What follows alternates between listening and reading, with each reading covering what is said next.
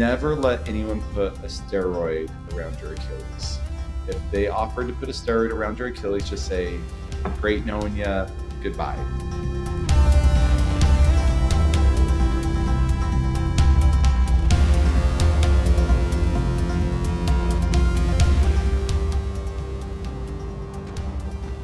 If you're enjoying the show and want to take the next step in your training, join our newsletter and receive a free 4-week sample training plan. Head on over to uphillathlete.com/letsgo, and once you sign up, you'll instantly get a link to try out some of our most popular training plans. It's a great way to get a feel for how we train our athletes for big mountain goals. Check it out at uphillathlete.com/letsgo. That's uphillathlete.com/LETSGO.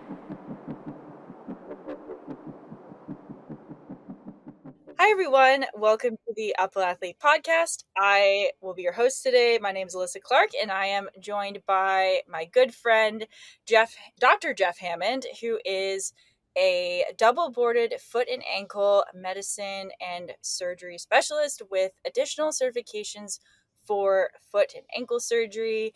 He has climbed Kilimanjaro. He is a father, an athlete, and most excitingly, he is signed up for the Cocodona 250 in 2026 and was also on the support team for one of our mutual friends. And I just got to see him work his magic on her feet throughout Cocodona, so I had to have him on today to answer a whole bunch of questions you all have sent in. So, Jeff, thank you so much for being on. Yeah, for sure. I'm super excited, and let's talk foot and ankle. Yeah, well, to be honest, I think one of the best parts about you is your excitement and enthusiasm for the area of that for us as athletes is most important. Like, we can't do anything without our feet. And I think some people are maybe a little skittish about dealing with feet. So I love your enthusiasm for it. It's awesome. Yeah, I feel like people, it's hilarious. They like, every person comes to my office like, I have the ugliest feet, and they'll have like the prettiest feet in the world. You're like, what? Like, people, foot and ankle, feet have such a weird thing about it. And as athletes, I mean, any athlete really, foot and ankle is so important. Oh, absolutely. I think I said to you right away, I was like, oh, my feet are really ugly. Don't worry. And you're like, you're fine. These are not that bad. Yeah. I think I had someone in the other day and like no calluses, like basically perfect nails, like, I mean, pretty feet, like basically could have put on an advertisement, and they were like, I have the ugliest feet. Like, sorry, you have to touch these feet. And it's just, yeah, it's funny.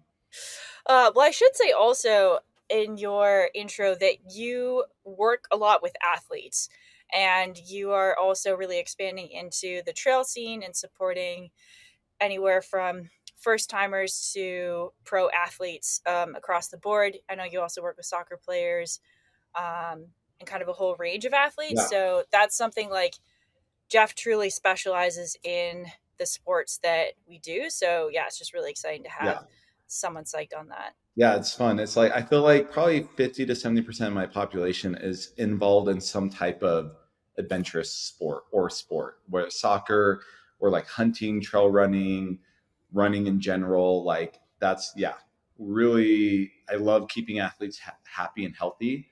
And I'm really in the mindset of like, if someone's injured, you don't have to like shut them down, keeping them going. And yeah, so love this world. It's a great world to be part of. It is. And before I get into the questions, I should also say that Jeff operates out of Provo, Utah. He has an office that I am like begging to, like, he's got snacks and medical pedicures and all the things. So if you are in that area or visiting or driving through, then you can visit him in his office, and I'll link his website in the show notes. But and just say hi. Yeah, we love people stopping by and just checking it out. And I also do telehealth. So if you're somewhere in the country and just have questions, I'm happy to chat with you there too. Awesome. Well, Jeff, without further ado, let's dig into this. So we have kind of a few overarching themes, and then we'll dive into the specific questions. So our first theme is footwear and gear. And what are your thoughts on drop in shoes and the different support levels of trail shoes. Yeah. Yeah. So I was looking at this question, and I'm assuming we're talking about heel to toe drop with the Yep. drop. And that's a question I get often because people, you read Born to Run, you read these other books, and it's like, oh, I should go barefoot running essentially, which is like a 0 degree. And there's, strong opinions there. And then there's strong opinions the other way. I think one interesting trend to look at is shoe gear in general. There's a couple brands out there that went to a 0 degree and now are kind of coming back from a 0 degree. I think that's something interesting to look at. 0 degree is totally fine, or 0 degree foot drop. The issue is when we're little kids, our parents buy us cute little shoes, and then we wear all these fun little shoes that have a heel to toe drop in it. And because of that, our body naturally adjusts to a tighter or shorter Achilles tendon. And because we have that shorter Achilles tendon, if we then go to a 0 degree shoe, we're stretching that tendon out. Even if it's only a millimeter or two, it leads us to have potentially more injuries. Achilles tendinitis, posterior tibial tendinitis, or heel pain, plantar fasciitis, where it can come from very often. And so for people who are like, I want to go to a 0 degree shoe, you need to just do it really slow. So you run barefoot on some grass 100 yards for a week, and then you just slowly increase that or go into a shoe like that 0 degree, and you just slowly go that way. Now, is there benefits to one or the other? And honestly, I don't think so. In my personal opinion, it's just what you're comfortable with.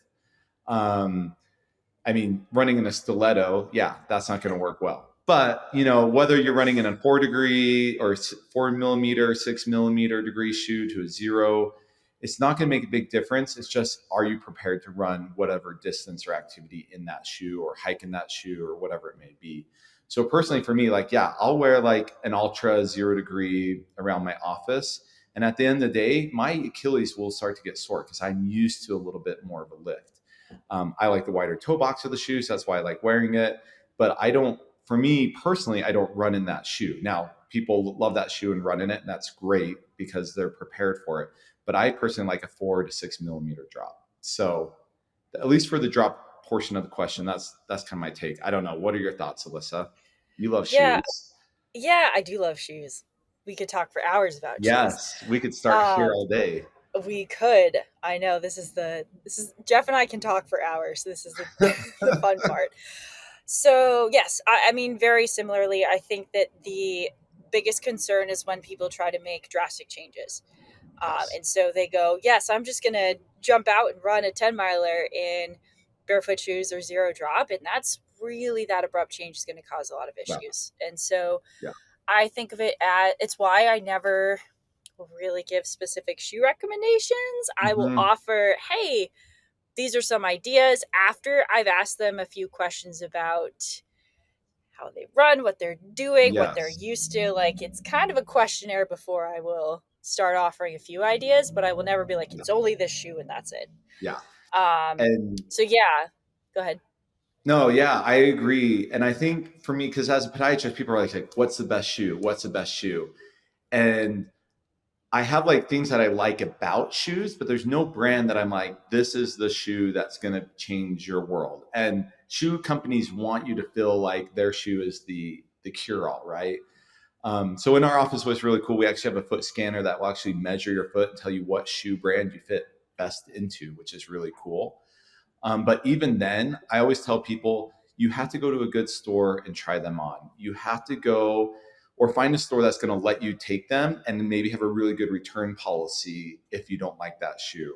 I know like REI in general, big store that's available, they have a really good return policy for shoes. Here in Utah, there's a place called Runner's Corner and they'll let you return shoes. So finding that specialty run store where you're at or somewhere, really try it out because it will make a world of difference. I have patients all the time. They'll come in and they'll be like, doc, like I'm just all of a sudden having Achilles pain.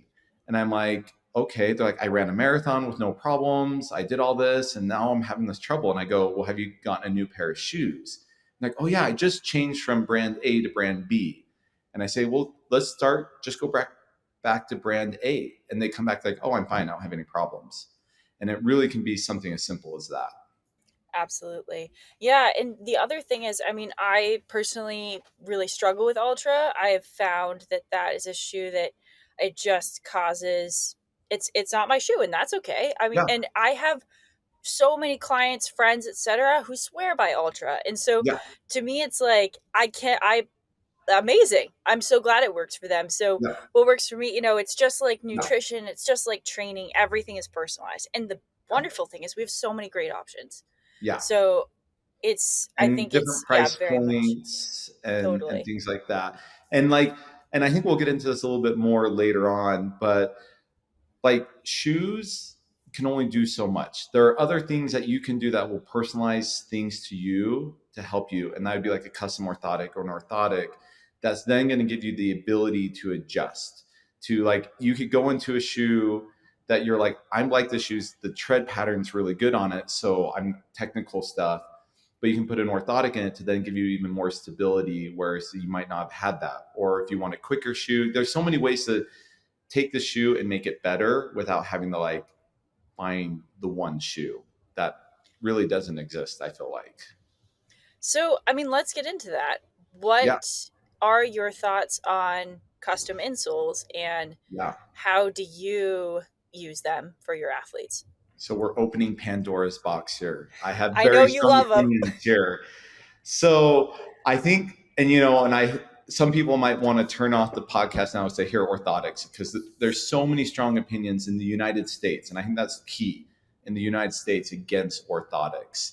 And that's because in the United States, the training of podiatrists, orthopedics, sports medicine is often very surgery first. And they kind of miss, I feel like, the biomechanical portion of the world to get better. And I feel like if we can adjust biomechanics, we can get better without surgery. And that's kind of where I like to come from. And so orthotics outside the United States, there is amazing stuff in shoe gears. If you look at a lot of the increases and quality of stuff coming into the shoe world and things like that, it's outside the United States because there's a different view of it. But with orthotics, so the orthotics I make personally are through a company called Podiatech or CEDUS, and they are performance enhancing orthotics. So the orthotics is very activity specific. So if you're a trail runner, you're a sprinter, you're a golfer, you're a baseball player, you're a hunter or a hiker in the mountains, each of those activities require different biomechanical functions, different support in different parts of the foot. And so when we make those orthotics personally, we're putting you into your neutral and not a textbook neutral. So you're not coming in, I'm taking some like foam mold or laser mold and sending it to a lab where they build you a hard piece of plastic. Maybe it has a little top cover on it and putting you into a textbook normal.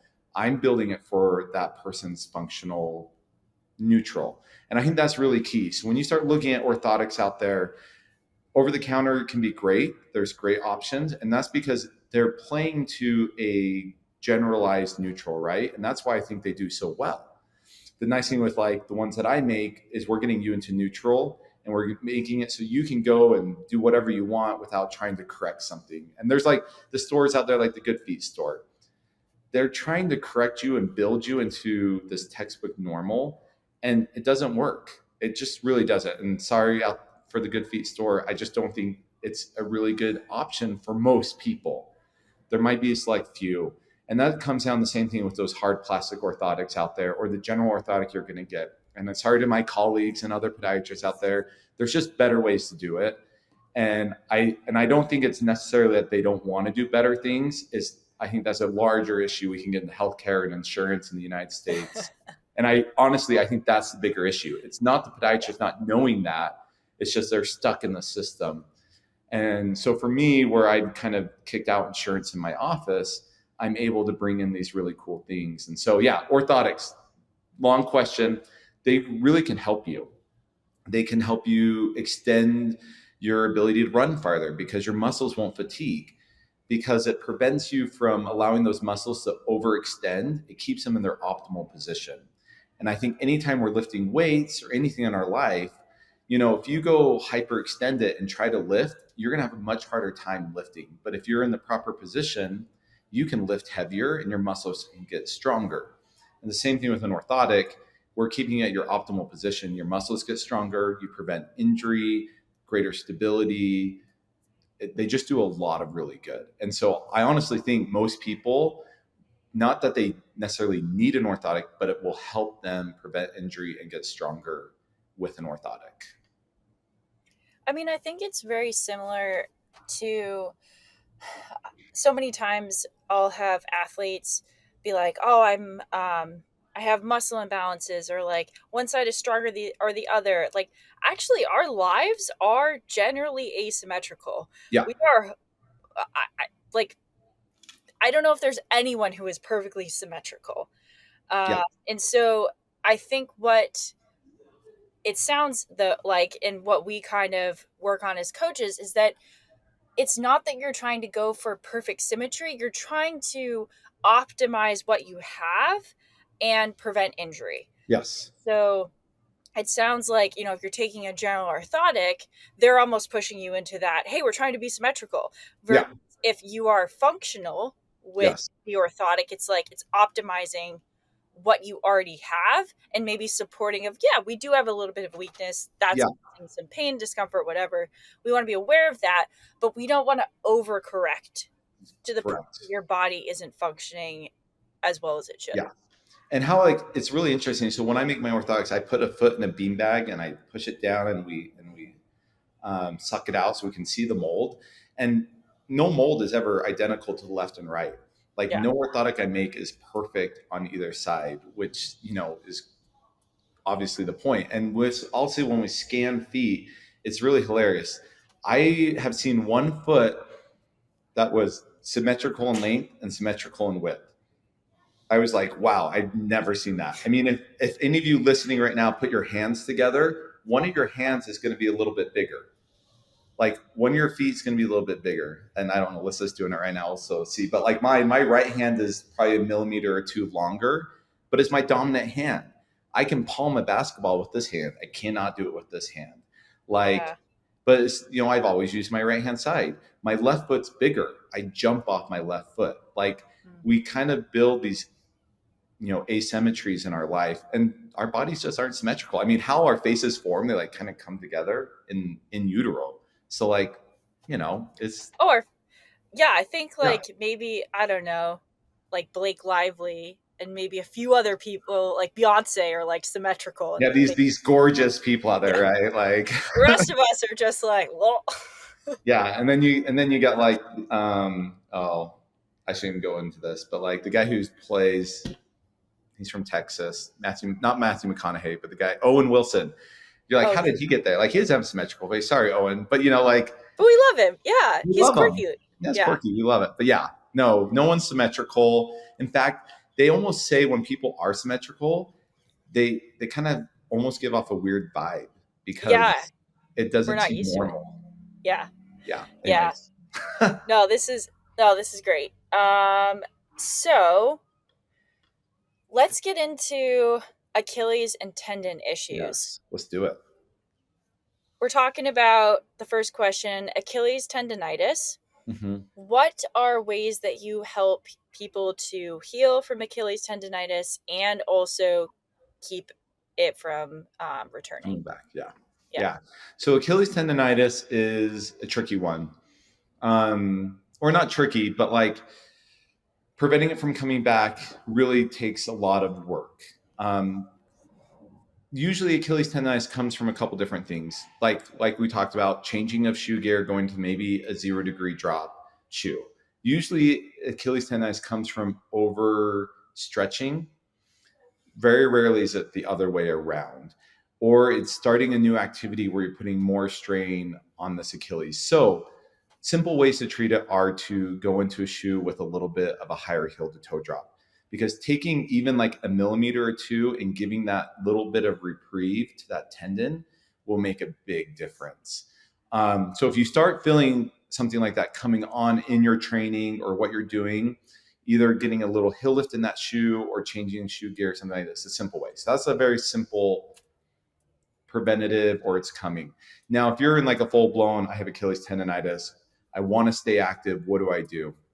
So shoe gear changes and then stretching. Stretching is key.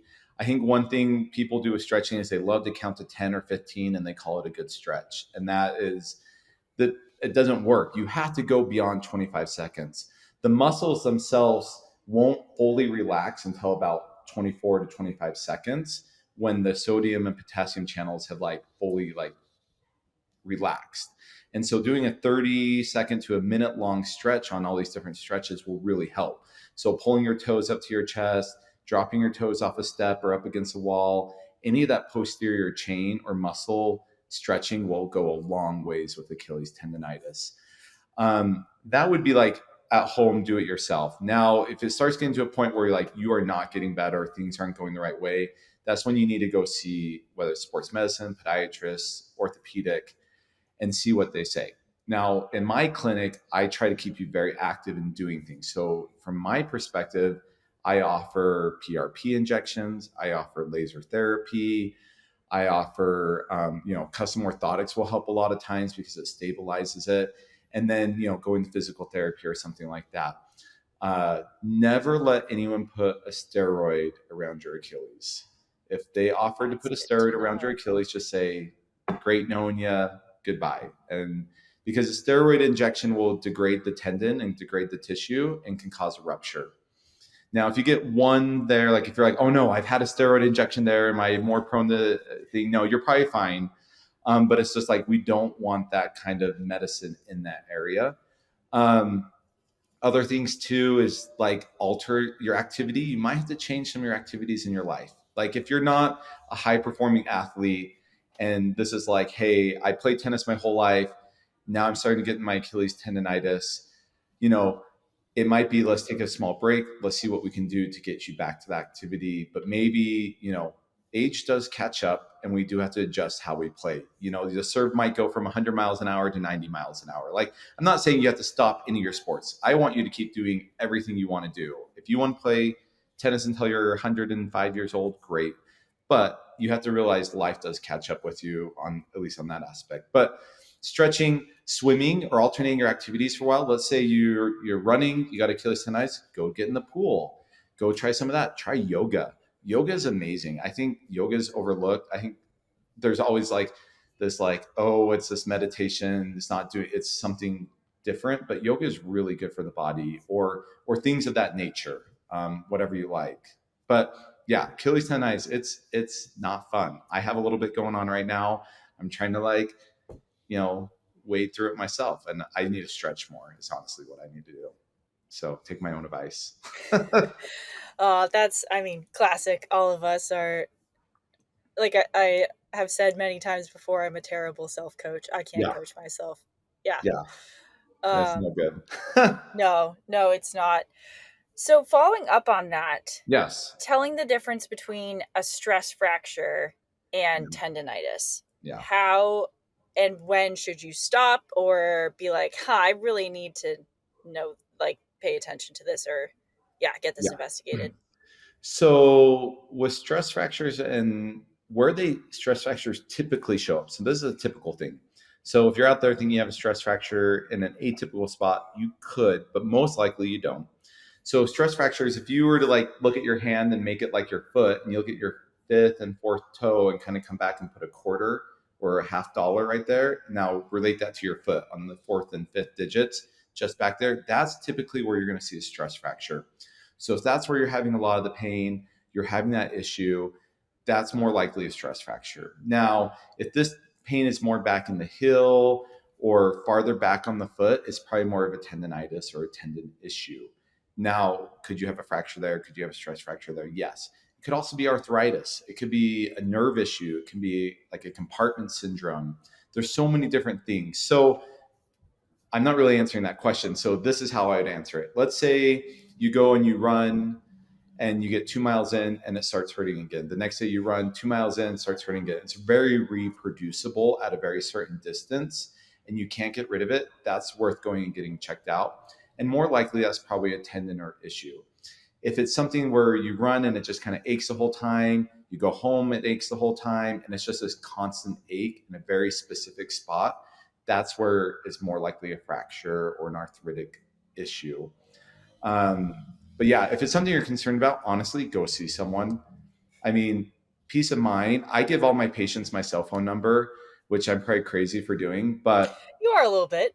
a little bit. But I like to treat my patients well. 45, I have a 45-minute appointment. We can talk about whatever we want. And you'll know at the end of this podcast, he talks a lot. But yeah, like peace of mind is really great when it comes to anything. It's the number one thing when I have an athlete, and I'm also coach remotely, so I can't be there and like experience it. But if we have any question, I always just say, "Hey, what are the chances we could see a PT or a doctor before?" Mhm. Because a lot of times, which I totally get this, um, there's this like, "Oh, I have this pain here. Like, can you tell me what's wrong?" And I'm like, I really can't. Yeah, A, that's out of my scope of practice, but yeah, B, also like I don't know. And so it could be nothing, it could be something, but like I, if you have health insurance or are able to see Jeff who doesn't, you don't need to have insurance for, and I realize that is a privilege, but like, gosh, like if you can just get in, or I also think it's really key if you are starting out or you're finding that you're struggling with a few things of just like, wow, I just feel not great, go get an assessment too. yeah, Like, give us a starting point. So even if you don't have issues coming up, I mean, it's great to do an assessment. And then also, if you do, yeah, just go. If you yeah, can, you have that ability, get it checked out. And you're saying like, oh, I wasn't really answering this question that well. It's like because you can't diagnose that yeah, difference from yeah. afar. Yeah. Well, and I think it's interesting too. So in the last, so there, I was at right before Western States. I was at the Trail Con out there, and someone's like, "Hey, I have a friend who has this ankle issue. Could you take a look at it?" So I was taking a look at this person's ankle, and he was really concerned he wasn't going to be able to race the Western. And I'm sitting there examining him, and he had built up this fear in his head. Like, is this a more serious injury? Is this if I am I going to injure it more if I continue to run? And I was kind of examining, be like, I don't think there's much going on here. Basically, maybe a mild ankle sprain. Because he's like, oh yeah, I've been running on it still and doing fine. I'm like, and it was just me telling him, you're fine, you can run, you can do this, and he did. He finished and did great. And like yesterday, I was on another call with another person, and they were like, "Man, I get this pain here and everything. I'm still running and doing everything, but I'm just worried now that they have a race. They're worried, right? Like they Yeah. weren't worried during training, but now the race is coming up, and they're anything to kind of psych you out, right?" And I was like, "No, you're great. There are things we can do to help with the little pain you're having, but you're not going to do any more damage. And sometimes you are, and so that's why it's worth getting checked out, but." Like, yeah, I have people I do ingrown toenails on, right? And it gets really sore, but it's numb for 6 hours. So they go home, they're happy, doesn't hurt. Come, 10:30 at night, they're like, oh, I'm hurting. Is this, am I all right? Am I all right? And then they worry about it for 4 or 5 hours, and it's 2 a.m. and they're not asleep yet, and they're freaking out. Whereas if they would have just called me, I said, oh, I said ibuprofen, they would have fallen asleep, they would have gotten better quicker. So yeah, peace of mind goes a long ways. Oh, absolutely. Jeff, I keep coming up with like extra questions on Come top of up the with them. Let's questions. do it. Um, so what do so very common, runners especially, everyone, you're Yeah. tapering into your event and you get those niggles and like exactly as you're describing, oh my gosh, this is going to throw off my race. What is causing us to feel like that? Is it just all psychological or are there adjustments that your body is making with that downtime that you're not used to, like with that bonus recovery where it's like, yeah, maybe it is Yeah. healing something or like things are coming up? Yeah. Yeah. I mean, I think there's a lot of different ways to answer that question. I think one way is like, let's say if you've ever been like, let's say in school and you're like coming up to finals and you're just pushing yourself hard through finals, you get through finals, you get home for Christmas break, and all of a sudden you get sick. Or you have a big project at work, or you're really stressed about something for a couple months and like you're just working really hard, you're pushing really hard, and then you're able to relax after those events. And you get sick and you're like, wait a minute, why am I sick? And I think a lot of times the body allows itself to push through things. And then when we start tapering back and it's like, oh, we're starting to relax this, we start to notice things. And I think that's one thing that could be happening. So you're pushing yourself really hard, and now you're tapering back, and your body's like, oh, we're trying to take it easy. Hey, this is bothering you. Like, this is what's going on. I think that's some of it. I definitely think psychological. I think there's many times when you're psyched out. You're doing a longer distance than you've ever done, or you're really excited because you think you could podium, or you could do your PR, whatever it may be, or it's a big trip. You're going to go hike a mountain, or you're going to go on a trek, and there's just something that's outside of your comfort zone. I think there's, especially in our current culture, I feel like in the world, it's like, what's wrong? Is there something wrong with me? And then you start finding things. And then also, I feel like we get hyper aware. I have so many patients who will come in because all of a sudden their toe started hurting, and they'll be like, I have this bump on my foot. I've never seen that bump before. And it's like a bump that's obviously been there their whole life. Like, it'll be like part of their bone. And we just get hyper aware of things that are going on, and then we get worried about things. So lots of answers there. So sorry for people out there wanting a specific answer on that. It could be our body is injured and now is allowing itself to tell us. It could be you're just psyched out, or you just never noticed it, and all of a sudden you're noticing it because You have you're a second. aware. Yeah. No, I think that's the perfect answer. I actually warn athletes, especially ones who have kind of never tapered before. It's their first maybe race or etc. I'll be like, you will think everything is broken and that you can't run, that you're dying, etc. Yep. It's 99% of the time you're going to be okay. Yeah, you're going to be fine. You're going to be The fact that fine. you made it to that point in that training and are coming down, you're going to be fine. In fact, yeah. And so this runner, I was talking to her, she was in another state. We're just, face talking. And I was sitting there going, she was training for a 100-miler and was running a 100-miler. And I was like, the amount of running you've done to this point, and it's like it's like in a week and a half or something. And I'm like, it just becomes psychological in some ways. And they do have something going on, but now they're really worried about it. But they're totally fine. They can make it through the race. They can push through it. And maybe after the race, we can assess different things to help. But yeah, just, you can do it. That's what I'm telling people out there. Go for it. And if you break a bone, bones mend. No, I'm joking. Based off of that, we're going to switch into foot care for bigger days out. Okay. How are you taking care of your feet for Cocodona 2026? I loved that this question came up. What are your kind of go-to say, you're going to stand on the start line. What is maybe on your feet or you've done to prepare your feet? And then what are a few things that you're going to have in your kit when you come in to, say, Whiskey Row at mile 80? And then the Chipotle burrito and some McDonald's French fries, I am hoping. Alyssa, can you make sure those are there? Absolutely. I'll be out there. I think that's a great question. I am very big into prevention of stuff. I already know both my second toes, they look funky. I have ugly feet. No, they're beautiful. They're beautiful. And I'm going to be putting very specific gel padding on those toes because I know that, they're not going to hurt for the first, who knows how many miles, but eventually they're going to start hurting. I mean, everything's going to start hurting at some point, but I'm going to prevent that. As I'm training, I'm keeping track of what's really bothering me, like what rubs weird, things like that. So for at least the rubbing aspect, I'm going to pre-tape. I'm going to pre-stick on what I know is going to bother me, because why am I going to wait for it to start hurting before I do anything about it when I know it's going to happen? And you can prevent blisters, you can prevent toenails falling off, you can prevent all these things. And it's so annoying when you get out in the middle of a long distance, whether it's running or trekking or whatever you're doing, hiking, climbing, and all of a sudden there's that little poke, of pain. And all of a sudden your focus goes away from your mental stability and static to finishing whatever you want to do. And all you can think about is this nagging pain, whether it's a little toenail or whatever it may be.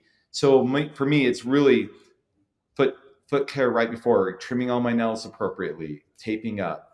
And then for me, so on my feet, I'll have that. I'll put friction rub cream. So there, again, I'm really big on a product and a company called Cetus. They have some really great products. I'm going to put their friction cream on. Socks.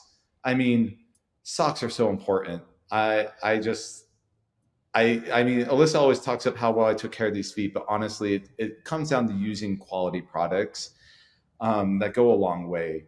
And so for me, like, it's amazing how if you get into certain sock companies, you want to find a sock company that has a variety of socks because that means they're really focused on activity specific things.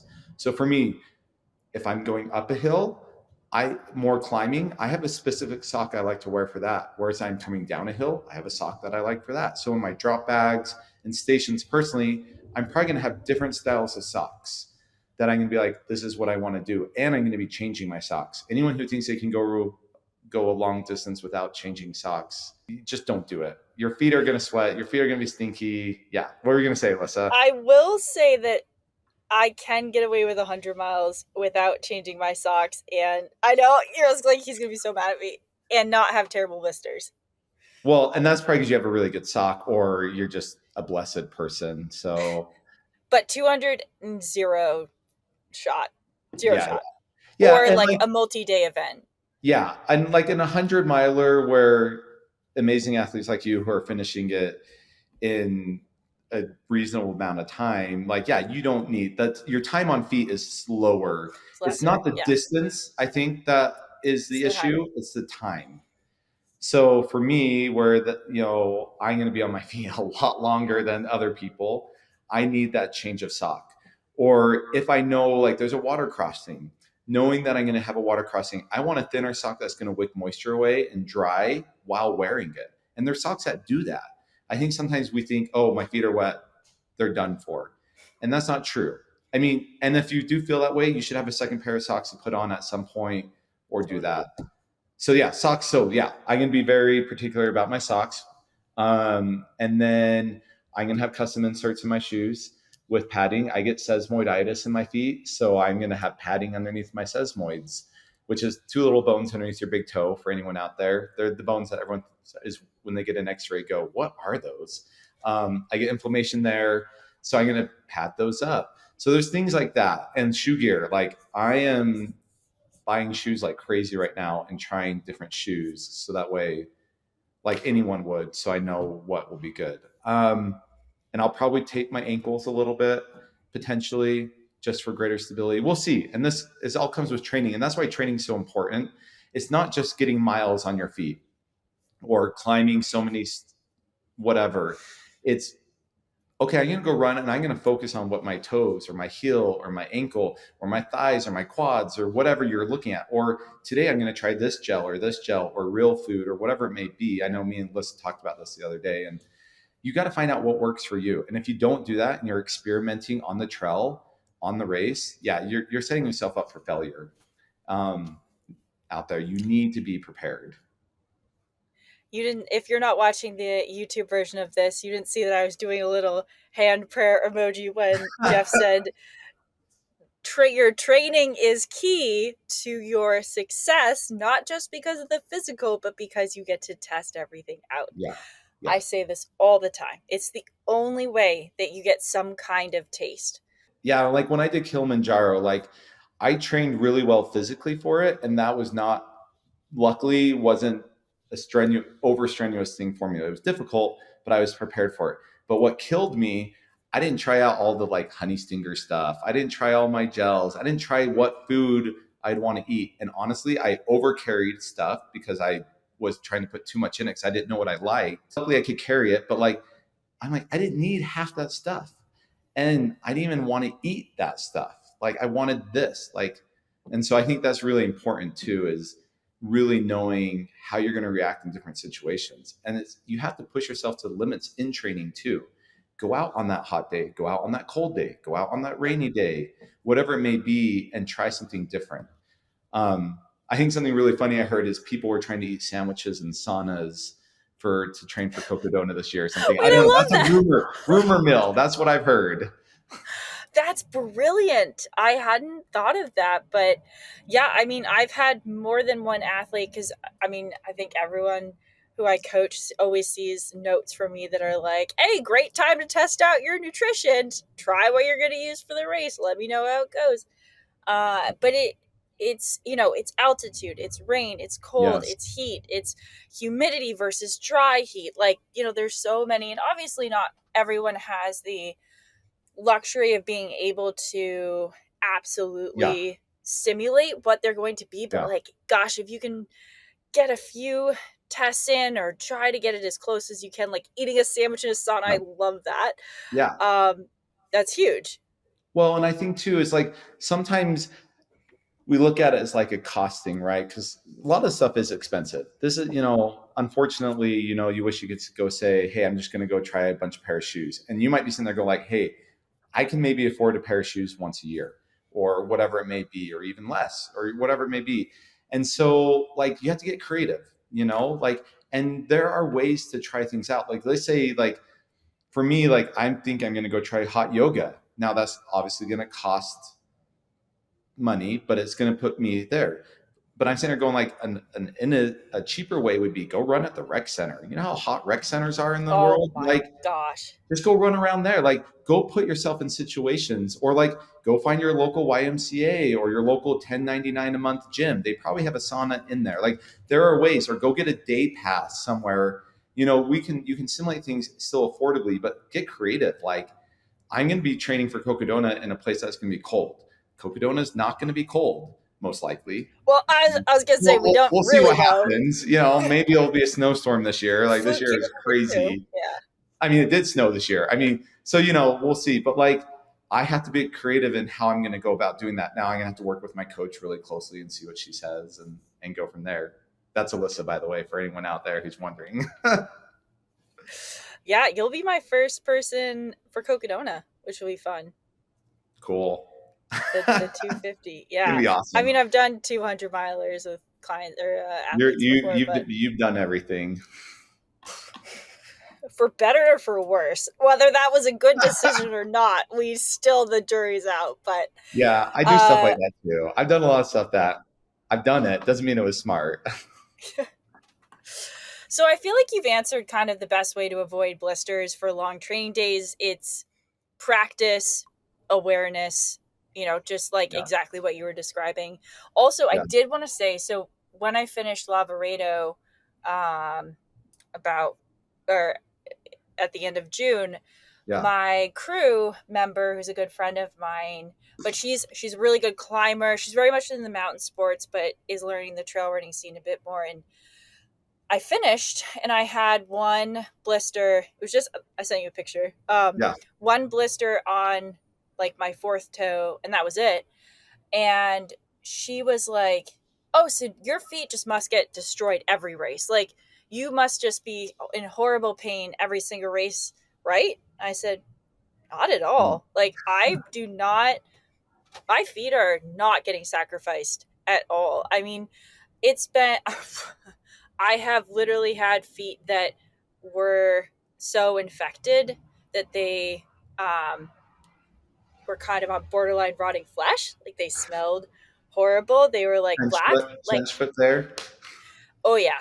Well, a blister that got it was a 5-day Oh, run, okay. and a blister that got so infected it was like eating itself basically. So I have been at the depths of really bad feet, and I would say in the last 2 to 3 years, I will come away from 100 plus miler with maybe 1 to 2 small blisters that I don't even know I have until I have finished the race. I pull off my shoe and I'm like, Yeah. oh, Yeah. okay, there's the one. So you do not have to sacrifice your feet Yeah. to be able to do these things. Yeah. You can be preventative. You can Yeah. Totally. have it be a good experience. You Yeah. don't have to come at the end of the race knowing you're going to lose toenails or anything. Like so many marathon runners come into my office and they're like, "Oh, I'm going to lose my toenails. Don't worry about it." I'm like, "Well, how about I just make them so you don't lose your toenails?" And they're like, "You can do that?" I'm like, "Yeah." Or, we can do something to prevent that. And then they come back a week after like, "My toenails feel great." And you're like, yes, there's so many ways whether it's blisters or anything, you can really do a lot of things. Now, obviously, you're going to get stuff. I mean, even the best, there's always that weird thing, whether you start breaking through your shoe differently or wearing it differently, you're on different terrain. Like, you can't prevent everything, but you can be better prepared. I think so. Here's one thing. I'm Jeff Hammond. I like long walks on the beach. So I go on long walks on the beach. I do. I love them, and I go barefoot. And my trouble is I'll walk for like an hour and a half one direction, and then my feet are killing me because I'm on sand. I'm like on sandpaper, and no, I didn't prepare myself to like wear some sandals or shoes or something better. And I do it every time. I go to South Carolina almost once a year, and I do the same walk. So I'm going to watch you when you come to San Diego and be like, stop it, Jeff. Yes, grab a pair of tennis shoes. Yeah, it's not sexy. I'm not going to look great on the beach, but boy, then I'm walking back and I'm hobbling back, and my feet are like raw because I'm in Utah. I don't have beaches to walk on, and I don't walk barefoot on the cement here. So, and that's like I could have prepared myself and prevented that and had a much better experience. That's the same thing with anything we do in life in general. I mean, this could be just general life. Preparing yourself will go a long ways. And even if it's for an experience you don't ever expect to happen, if that experience ever happens and you're prepared, you'll be able to jump in. And I think from like the medical standpoint, I've been trained to do CPR and emergency medicine. And it's amazing how like you train, you're like, I'm never going to do it. I'm a foot doctor. When am I ever going to do this? But I've been in situations where those things have come about and it clicks in because I prepared and I can do something. And the same thing with any race or adventure in our life or grand, travel experience. If you prepare yourself, you'll be so much happier. Yep. That Just work? stick that on someone's, and we're done. Stick that on everyone's forehead. Be prepared. Okay, this should be a fast and dirty one. Should I pop blisters or just leave them alone? Yeah, I love this question. I'm sure you've never answered it. Yeah, I've never answered this question before. This is a brand new question. No, this is great. This is a great question because everyone has this question. I say so. Okay, this has caveats and everything, but I'm all about popping blisters. Okay, now when should you pop that blister? So if you're in the middle of a 100-mile race and you have 25, 50, 30, 70 miles, pop the dang blister. Because what it's going to do, I always kind of say, like, when you put a new phone screen on and you get a bubble in it and how you have to like push that bubble out to get it. Well, it's kind of like a blister. If you have a blister there and it's moving around, it starts lifting all the skin up around it. So your blister actually gets bigger, bigger, bigger, bigger without needs for it to get bigger. So if you can drain it so that pressure goes away and you keep the skin on tack. So that's one thing. Always keep the skin there. And then, put a Band-Aid, put moleskin, put a protection, tape, whatever over it, then finish the race. It will prevent it from becoming a bigger blister. It will prevent it from getting worse, and it'll feel better. Getting that pressure away is going to feel better. Now, let's say you're at mile 99 of 100, or you're on a hike and you're coming down and you're at your car.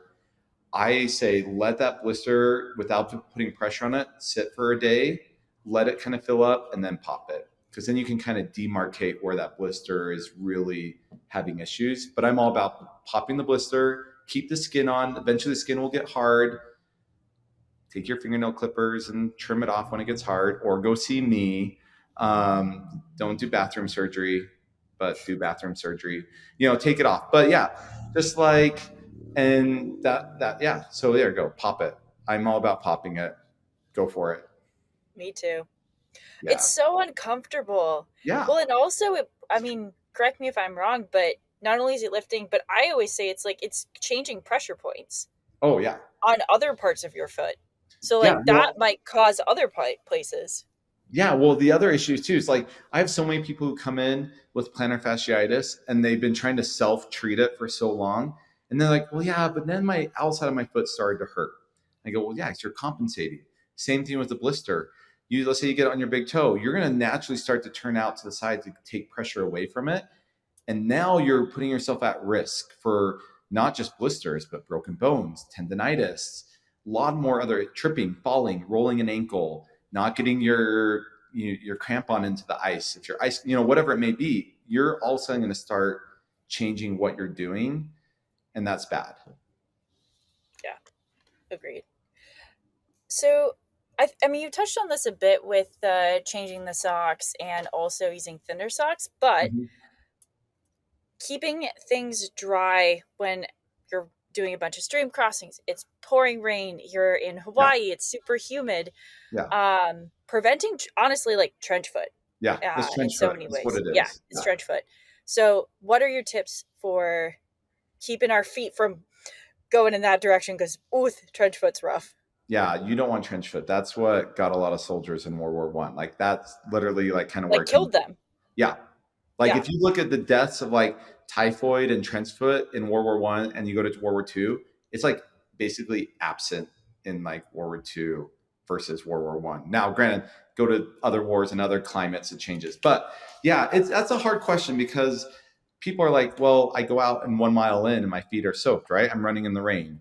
Or I go out and I'm in Hawaii. I haven't been to Hawaii, so I'll let you, but I assume it's humid like Florida. I've been to Florida. And it's very, yeah. like you're going to be wet. You're going to be wet. And so that is really, you have to prepare yourself for preventing friction, I think, and right gear. You need the right socks, right shoes, and things for that climate. Like if you're going to go to Florida in heavy leather boots, merino wool socks, um, yeah, that's not going to go well. Like you got to be prepared for what you're doing. One shoe doesn't fit all climates. I think that's a big thing. But prevention is, if you notice your feet getting to a point where they feel kind of that pruny, I've been in the pool or bathtub too long. Honestly, taking your shoes and socks off and letting them sit for 10, 15 minutes. I know that's a waste of time if you're in a race, but if you're doing something endurance, letting it dry out and then having a pair of socks that you can put on and then take, and obviously if you're doing 100 miles and you're changing it every 25 miles, you don't want to be carrying 4 socks unless you have drop bags and things like that. But it's being prepared for those situations. Now, eventually you're going to be in a soggy, wet shoe and is going to be what it's going to be. And so you have to, again, that's where having a good fit shoe, so you're not sloshing in it and moving around, because that's going to enhance the speed of breakdown of tissue and everything. And even if you have to take your socks off and ring them and take the insole out of a shoe and ring it and then put your feet back in so they're just half as wet as they were, that goes a long way too. And also with that temper control, if you go from hot to cold, you definitely need to change stuff because that temperature variant will definitely break down your skin very quick. That's really good for people who are doing like Tour de Jean is a huge race or anything where you're going up in altitude. It could be really cold at night, or the desert where it's Yes. super cold at night and then it's really hot in the day, or if you're dropping elevation. Yeah. So yeah, no, that's great Yeah. advice. Like if you can, you have your sock for going up and then you have your sock for when you're down low, if that's your hot or cold or what, night and day. Like if you can. Now I understand that's not realistic all the time, but doing your best. And sometimes, if you're starting to get it, honestly, the best thing is to take them off, let things dry, put them back on, even if it's just a little bit. Two, kind of like, how do you feel about these? Okay. Baby powder. Yes. What do you think about people use it to dry out? I've seen it to use it to dry out feet. Yeah. Yeah. Yeah. Yeah. Um, I like Gold Bond a lot. I'm a big Gold Okay. Bond fan. So baby powder, I haven't used baby powder. Talcum powder people use. I'm all right with all of it. I think one thing to notice is if you put an excessive amount into something that's moist or wet, it can kind of get pasty and can Good create point. pressure points. So be careful with that. Also, sometimes if it's too slick, it can cause sliding into the shoe. So I think some people are like, oh, and they just go like crazy and put it's like powdered sugar on powdered donuts or something, and they want to go nuts. I think less is more sometimes with that. But yeah, I'm all right with that to some extent. Yeah, be Yeah. careful. Number two, Gore-Tex. Yes. How do you feel about people? It kind of became, I feel like it's a little bit like caffeine, where I think we're getting better, but for a while it was just like, oh, every shoe, the best shoe should be Gore-Tex. And Yes. let me tell you, I have messed my feet up Yes. using Gore-Tex shoes that reached a level of saturation that they could not dry, and my feet were stuck in a chamber. Yes. of soggy sadness. So Yeah, I mean, Gore-Tex doesn't breathe, and so you're creating a hot environment. It's like, watching boxers run around with a trash bag over them to lose weight before their weigh-in or whatever it may be. That's like what you're doing with Gore-Tex sometimes. If it's too much Gore-Tex. Now, Gore-Tex being used appropriately in the right conditions, great. Like it's a good material, it works well, but yeah, caution to the wind with like heavy Gore-Tex. Anything that's going to occlude your foot. So occlude or like trap your foot in any environment is not good, in my opinion. I take that as a caveat, but like, yeah, like if you put a plastic bag over your foot, you're going to have sweat, wetty feet. And that's kind of what you're doing with an all like Gore-Tex shoe or something that's not breathable. Now, if you're in the winter and you're hiking through snow, you want something that's a little bit more, you know, thick and solid, and you are trapping your shoe, but they can still be breathable and still be a good shoe or gear, allowing the protection you need. Yeah, I don't know. I don't have to answer this question, but no, I think within caution. I yeah, think that the struggle that some people have the perception that Gore-Tex prevents any moisture, and there is a point at which Gore-Tex will fail. yes, Just like, I mean, if you're in an absolute downpour, you are getting wet. Like, yeah, it's almost impossible to stay yeah, completely dry. So yeah. I think just being cautious with Yeah, and I think Gore-Tex. we kind of go back to what we are talking about at the beginning with shoes and products. It's like there is no absolute best product. Like I can't come on here and say product A is the only product you should use, bar none. Like there's nothing out there that's I think is truly like that because every person is so different. Some people are going to like something more than some people are going to like something different. And so when it comes to gear and stuff, like again, and that's why it's so hard because it can get expensive. So go to your thrift stores, look for that secondhand stuff, try it out because you're going to find things that work really well for you and not well for you, and never rely on one thing to be the savior of your race or adventure. Definitely. Okay. Last question in the foot care for longer days Okay. is foot pain on steep days slash, I mean, to be honest, like, yeah, those really long days were like, man, my feet just kind of ache. Yeah. What are ways that you help people to mitigate that a bit? Yeah. Well, I mean, any day you're going to be on your feet more than another day, you're putting more stress. And like any substance in the world, you put more stress on it, you're going to be sore. It's supporting the foot. And so in my world, and I know we've talked a lot about good shoes, good things, but that's where like my custom orthotics come into a big play because now we're supporting the foot, allowing it to function more properly. We're less likely to get arthritis, tendinitis, muscle fatigue from it. I think other things is there's ointments and things you can use or strategies. So like I like a CBD CBG cream. I think using that helps with the inflammation, helps keep the inflammation from getting too much. Because the problem is when we start to notice inflammation, we're like, oh, we can fight through it, but then it continues to get worse. When you start noticing something, you got to start taking care of it. So like if you're starting to get to a point, you're like, hey, my feet are starting to hurt.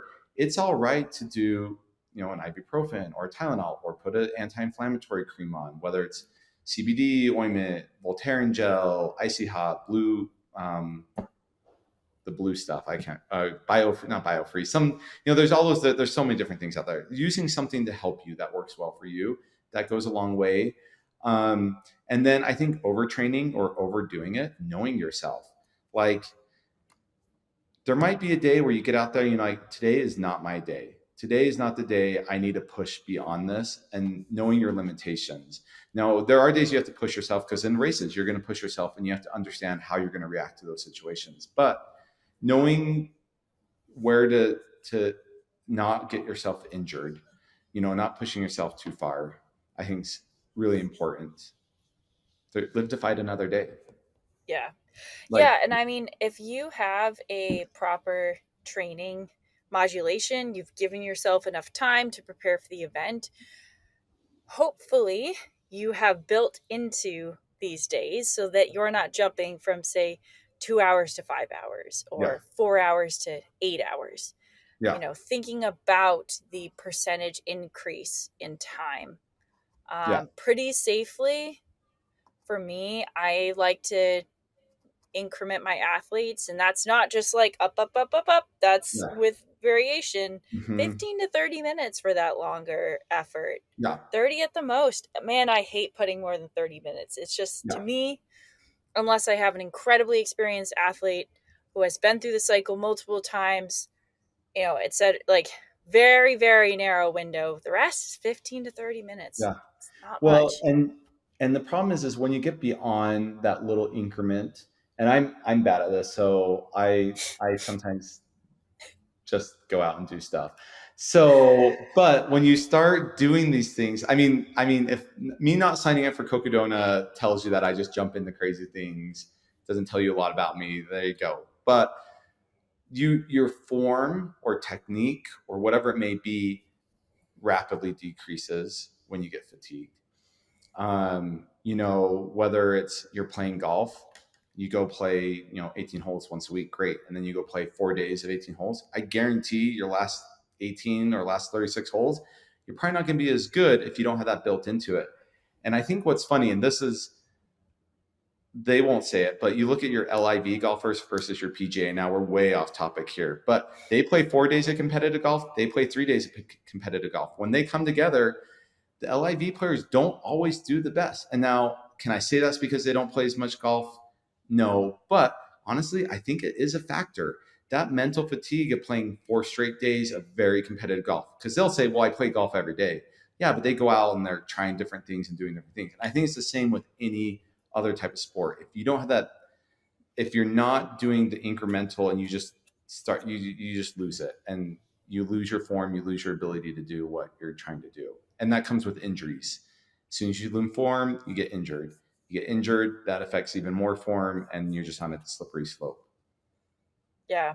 I mean, you absolutely, you have to practice being on. Like, I Yeah. think about racing situations where, yeah, I know what it feels like to be on for 23 hours, which is a long time. But you have to work into that because if you have never really practiced, during your training, et cetera, of like, okay, I'm really on right now. And also, I mean, in mountaineering and the more dangerous mountain sports, that's the difference between Yeah. staying alive or not. Yeah. Yeah, no, that's Yeah. super The key. fatigue of putting your pick into the ice or whatever it may be. If you don't do it right, there's bigger issues coming down the road and you lose that mental acuity and it's not good. Yeah. So I think we're going to save the kind of like more injuries for Okay. another episode Sounds great. because there's still a lot there about kind of getting more into like almost diagnosis and like that side of things, which I do want to Yeah. get to. Um, I also but think too, like once people listen to stuff, it's like, oh, what yeah, about this? What about this? What about this? And I think if we put it out there again, I bet we get some pretty fun questions. definitely. Yeah. Yeah, but I do want to talk about because we do have a lot of people who climb in the winter, who climb in Yes. certain conditions. Mm-hmm. We've talked about heat quite a bit, so I want to touch on the cold. So you've shown me some insane pictures of frostbite, uh, It's which were awesome. pretty No. wild. Yeah, so I'd love to hear about prevention of frostbite and Yeah. also just, okay, say it starts happening, how can you protect and manage frostbite? Yeah. Well, okay. How to protect yourself, and I think this is pretty well known as layers. Not one big thick sock, multiple socks, especially mountaineering and stuff like that. Skiing, where you're out skiing and you can get into a ski lodge, whatever, that's a different story. But you're out mountaineering, you need a thin layer and thick layer or something like that will go a long ways to prevent warmth. I remember I was a scout and we slept in snow caves. We built snow caves and everything. And we like looked up how to build the best snow cave, right? We had like this like 1950s, like how to build a snow cave. And it was like in the bottom of it's like put newspaper, layers of newspaper, then put this. And it had like 4 layers. And it wasn't anything amazing. It was thin stuff.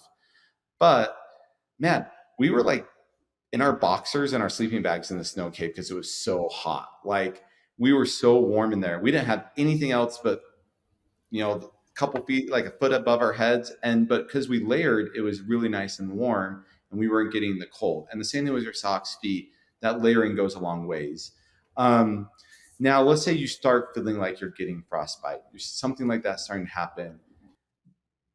That is time to get out of the activity you're doing. It's time to stop it unless you're prepared to maybe lose a toe or whatever it is. You got to get out whatever environment you are, at least for some portion, to get that circulation back into whatever appendage or area that needs that blood flow. Essentially, you're losing the blood flow. You're not getting the warmth you need for that area, and your skin will die, and you're risk of losing something.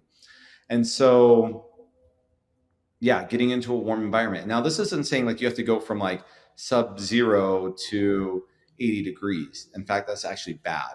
It would be better to go from sub-zero to just above freezing, just getting slightly warmer and letting your body slowly warm back up. Don't go boil water and then pour it onto something. That's not good. And you're making a face because people think that, right? Yeah. They Oh, think it's like the first thing you learn in wilderness first responder training with frostbite is do not rapidly heat. You yes. will mess everything up. You'll mess everything. It'll be a worse decision. Yeah, it's that slow warm. Whether it's changing socks, putting another layer on, doing something to just let it warm up. And it should start feeling like you've been in a cold day and you're starting to get on a warm tub and you kind of get that like, ooh, stingy, burny, but like not bad. That's what you should start feeling. You don't want to feel just burned. You don't want to be like where you had the tub too hot and you put your toe in, you came and get your foot in. You don't want that. You want to just like this like calming feeling with a little bit of sensation to warm up.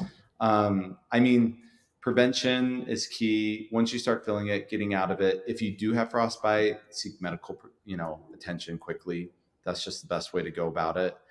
And just don't rapidly heat it. Don't think that's going to help. It's actually treated.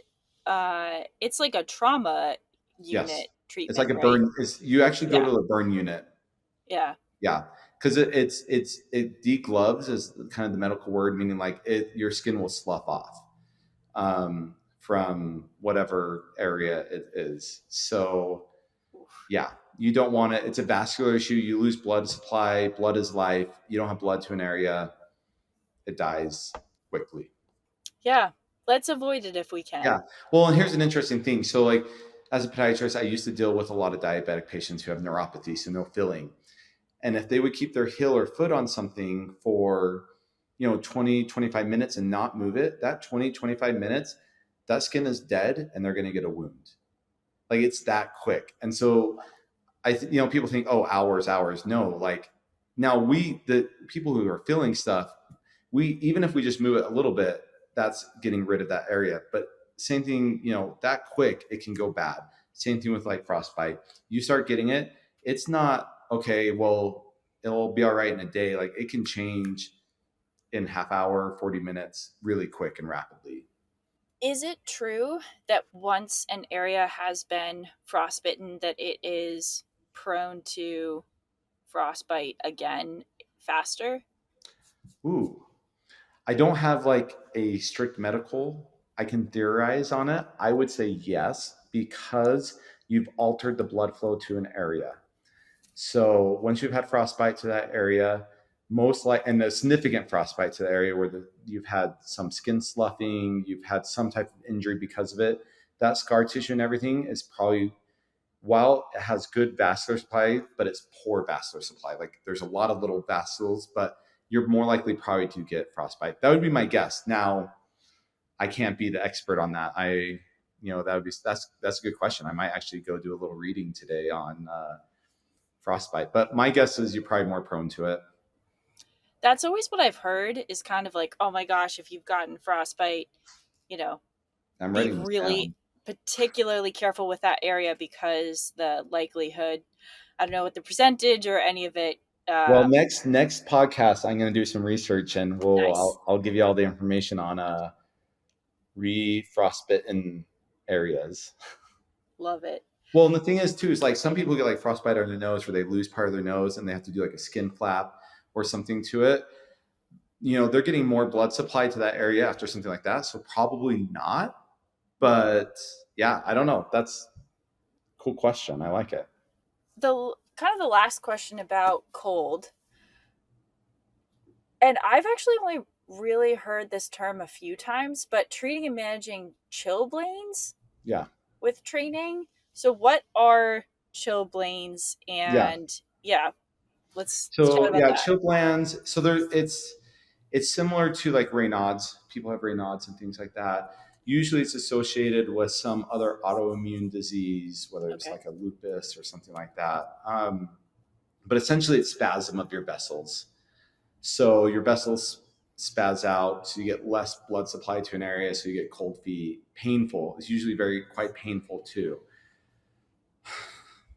I I I wish I had really good answers for those people. It is a challenge. It's warmth, keeping your feet warm. I know like there's a brand out there, Thermic, who has Bluetooth socks where you can heat those feet and things. Truly insane that we Yeah, have they're like, amazing. yeah.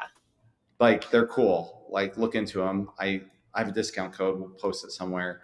I think it works there. I will make sure it does. But like also it's if you truly have an issue and you're consistently dealing with it, honestly think about changing where you live. Think about the climates you live in. I mean, I know that sounds drastic and that's not possible for everyone, but those are like for drastic things, it is where you are. It's funny with Raynaud's, you see it in the northern latitudes. And those people go south, they don't have it anymore. And it's because of the warmth and everything. And people who move from the south move north, all of a sudden they have this Raynaud phenomenon or something like that. And so it really can be climate induced. And so for those people out there who are trekking, like, well, hey, I still want to go do this, summit this mountain or trek here or run this race or whatever it may be, being aware that I need to be extra cautious on keeping my feet warm, or knowing when to stop to allow them to get back. But that spastastic, I don't know if that's a word, moment, like goes away. And so they can get more blood flow back and get going again. So yeah, it's a hard thing. I've had a couple patients and it's really hard to treat them. I will say, now this is interesting, orthotics actually help the blood flow in your foot. So because it actually keeps the vessels open and more patent. And so like I build ski boot ones and people come back and like my feet are so hot because they're just like, and so support of the foot is always a good thing too. I think it really falls into the category that we are all bringing unique challenges to every situation. Like you've mentioned, you Yeah. have a few feet challenges. We'll say I don't have a colon. Um, so like Just throwing that what out there. what might be kind of invisible to others, where it's like, oh, they're totally fine, they have nothing. It's like, oh no, they're No. probably coming with their kryptonite, but Yeah. they have probably worked on Yes. all these solutions and a lot of trial and error to be able to compete, climb, etc. safely, knowing that yes, I have this, yes, I Yeah. have that. I know I need to be more cautious for Yeah. this reason. And for everyone out there, everyone has something. I Yeah. have been at a church service, I've been at a country club, I've been at Disneyland, and people pull their feet out and go, "You're a foot doctor? I have this wrong with me. I have this wrong with me. I have this wrong with me." You name it, I've been there and someone's pulled their foot out. Like I was at like a neighborhood welcoming party and I had like a random neighbor come up to me and like pull their feet off and start showing me at this like welcome party. Like everyone has an issue, whether it's physical, emotional, whatever it may be. We're all dealing with something. So don't feel scared to go out and get help or figure out how to get through that challenge you may be dealing with. even if Yeah, it seems dumb to you. Even if it's like I get hangnails really annoyingly. Like it's not dumb. It affects you. It can be the smallest thing. absolutely. And I would say too, I mean, I'll just use myself as an example Yeah, because it's really weird. I mentioned like the whole not having a colon. I have yeah, ulcerative colitis. I had a total colectomy when I was 14. I have a J pouch made in my small intestine. There is another ultra runner who has the same thing in the US, who he's a bit older now, but he was a very competitive ultra runner in his time and has learned a lot. And I have learned from it. Like, you yeah, know, it's crazy how you think, there's no one else who's dealing with this. yeah, There's no way. And yes, you are unique. Everyone is. But there's probably yes, someone who can give you some guidance yeah, about your situation. It's not going to be exactly the same, but they're probably going to point you in a lot of the right yeah. directions. So, Yeah, I mean, yeah, search out, like, if you hear someone with that, go ask them, what have you done or what has not worked? Like, yeah, really good advice. I like that. so to close up, and we will come back on with talking more about the injury side of thing. What was your favorite memory from climbing Kilimanjaro? Ooh, yeah. And what was the first thing you wanted to eat when you were kind of like back down and settled or drink? Well, my favorite thing about Kilimanjaro, it was and I can't say this word very well, camaraderie of everybody who was going up together. In my group, I had people who were not probably as prepared as they may have should have been to people who were really prepared. But man, we bonded and loved each other. And I didn't know any of these people. They're from the UK, they're from Florida, they're from two groups from the UK, like from all over the world. And it was really fun doing a hard thing together. And I really, really loved that. And I think that's why I loved the Cocodona experience so much. It was helping someone accomplish something really cool. And so that's something I really like is seeing people succeed, especially in athletes I take care of. It's just so cool. And so that was really like getting to the top of the mountain, us sitting down, because after we got to the top, we like booked it down. Like we were basically off the mountain after spending 5 days going up, and we were all sitting around eating our spaghetti and our cake they made us, like super nice group we were in. And we were like, everyone was like, would you do that again? Would you do that again? And I'm crazy. I was like, yeah, let's go up tonight. Like I was like ready, but they were all like, it was just fun and sharing stories. And I really like that portion. I mean, I was in Tanzania, so there wasn't anything that I could get down to the bottom of the mountain and eat right away that I truly wanted to. But Diet Coke, I mean, I always want Diet Coke. I almost brought a can so I could drink it on top of the summit, but I was vetoed by my wife. So, but yeah, that's usually it. Well, we'll have plenty of it for you at Coke. I might make you drink the full fat Coke. Well, I'll drink the full stuff. Okay. I'm telling you, it's gold. You can have diet afterwards. Oh yeah, I'll You'll have need it the after. full, but Yeah. yeah. I'll take the real stuff. I get it. Awesome. Well, Jeff, thank you so much for being Yeah, for on sure. part one of this. And then, yeah, where can people find you, reach Yeah. out? So hammondfootandAnkle.com. You can set up a telehealth visit if you're not in the state of Utah. You can find me in Provo, Utah. I'm on TikTok. I'm on Instagram. I'm on YouTube, LinkedIn. Just reach out, message me. I'm happy to reach out and talk to you. I assume they'll put some links or things somewhere that they can find. I'm in charge of that. I will. Yeah. So yeah, please. Reach out to me. I love talking to people, and if you're ever at a race and I'm going to be at the race, come reach out and say hi to me. So yeah. He's very approachable for sure.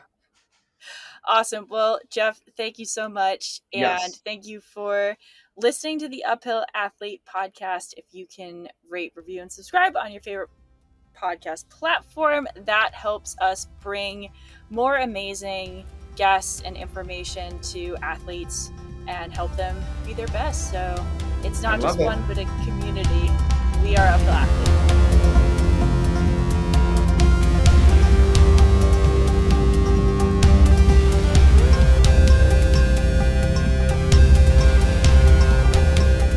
One of the most common questions I get is, how should I get started with training? Well, they say the first step is the hardest, so let's make that easy. We are offering free 4-week samples of our most popular training plans for mountaineering, trail running, climbing, and more. Go to uphillathlete.com/letsgo to sign up for our newsletter, and you will not only get monthly insights on training for uphill athletes, but you'll also get a sample training plan. It's totally free, so why wait? That's uphillathlete.com/letsgo.